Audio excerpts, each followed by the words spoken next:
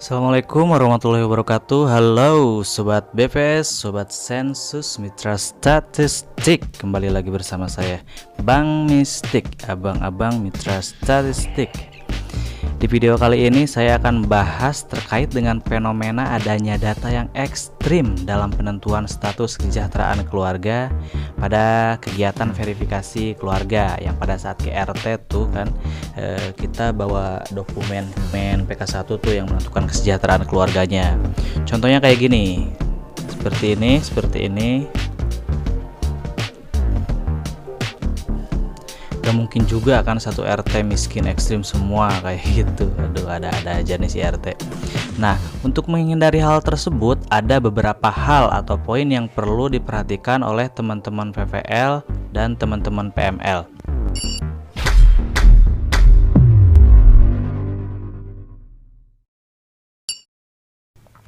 Yang pertama adalah status kesejahteraan warga hak mutlak ketua SLS atau ketua RT. Memang benar sih, sejatinya penentuan status kesejahteraan keluarga informasinya bersumber dari ketua SLS. Dengan asumsi ketua SLS tersebut bisa objektif dan amanah dalam memberikan informasi gitu. Jadi si RT tersebut bisa menceritakan keadaan yang sebenarnya, tidak dipengaruhi oleh pendapat atau pandangan pribadi kayak gitu. Yang kedua, kasih penjelasan terlebih dahulu. Jadi dimohon kepada PML atau PPL untuk memberikan penjelasan selengkap-lengkapnya kepada ketua SLS sebelum melakukan verifikasi kesejahteraan keluarga, sehingga si ketua SLS paham betul akan konsekuensi dari informasi yang disampaikan PPL kayak gitu.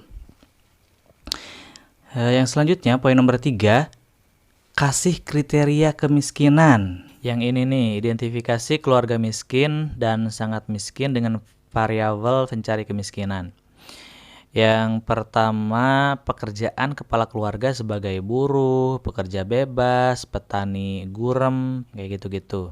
Yang kedua, pendidikan anggota keluarganya itu rendah, jadi SD atau SMP ke bawah. Yang ketiga, kondisi perumahan yang kurang layak, jadi rumahnya kurang layak.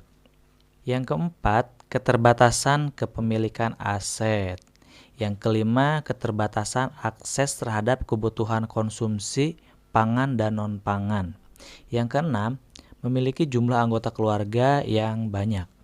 Jadi dijelaskan, jika ketua SLS atau tokoh masyarakat kesulitan untuk menentukan status kesejahteraan keluarga, bisa dibantu dengan kategori perinci kemiskinan menurut BPS. Yang gambar tadi itu ya.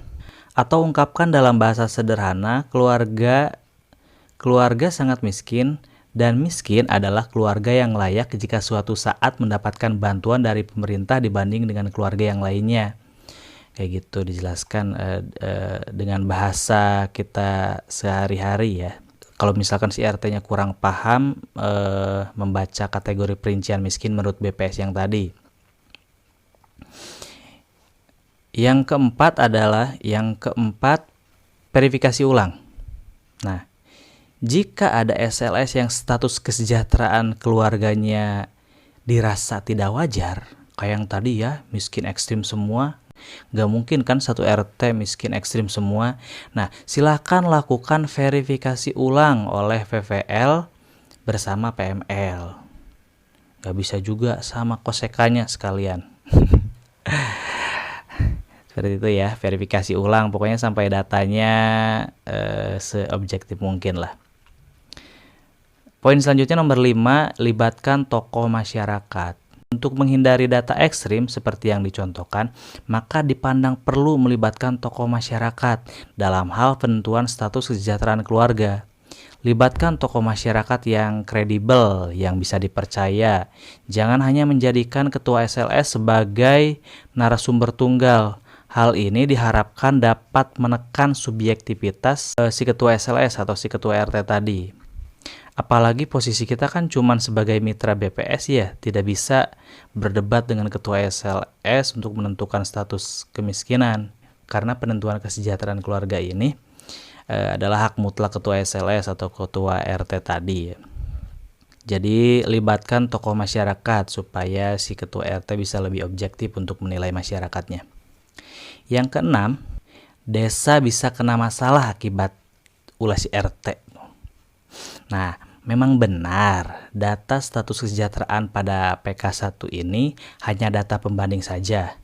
Akan tetapi, jika data ekstrim tersebut dievaluasi, bisa mengindikasikan beberapa hal, diantaranya rapot merah Pemdes. Kenapa? Karena kemiskinannya tinggi, apalagi pembangunan tidak berjalan, seperti itu. Terus apalagi PML atau PPL-nya tidak bisa menyampaikan konsep yang benar kepada ketua SLS dan lain-lain. Masih banyak pokoknya bisa jadi masalah juga ke desa kalau misalkan si RT-nya ini tidak bisa diajak kerjasama.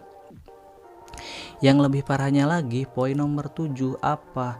Konsekuensi hukum untuk ketua SLS. Walaupun diharapkan menghindari perdebatan, jadi tetap si PPL tuh atau si PML mohon mengingatkan kepada ketua SLS untuk memberikan data yang akurat. Karena di PK1 ini ada lembar pernyataan yang menyatakan bahwa ketua SLS telah memberikan data yang sebenar-benarnya, dan itu bisa saja memiliki konsekuensi hukum jika terindikasi dengan sengaja menyampaikan informasi yang tidak benar. Ngeri juga ya. Nah kayak gitu, jadi disampaikan terlebih dahulu supaya si ketua SLS atau si ketua RT-nya itu lebih berhati-hati dalam menyampaikan informasi tentang status kesejahteraan keluarga yang ada di lingkungannya tersebut, seperti itu. Oke, semoga poin-poin ini bisa membantu teman-teman dalam menyelesaikan kasus atau masalah data ekstrim ya, kayak gitu. Karena emang kebanyakan kayak gitu, si RT tuh pengen masyarakatnya dapat bantuan semua, jadi diekstrimkan, dimiskinkan semua, padahal rumahnya bagus-bagus, fasilitasnya banyak, jumlah anggota keluarganya juga sedikit. Itu kan gak masuk semua tuh dalam kriteria kemiskinan. Intinya kayak gitu ya. Oke, bagi teman-teman yang lain apabila ada permasalahan terkait kegiatan kali ini, silahkan isi pertanyaan kalian, silahkan tuliskan pertanyaan kalian di kolom komentar. Nanti saya akan coba jawab, atau kalaupun saya tidak bisa menjawab, mungkin teman-teman yang lain bisa menjawab. Dan kalau misalkan pertanyaannya membutuhkan pembahasan yang panjang, mungkin saya akan buatkan di video selanjutnya. Oke, see you next time in the next video.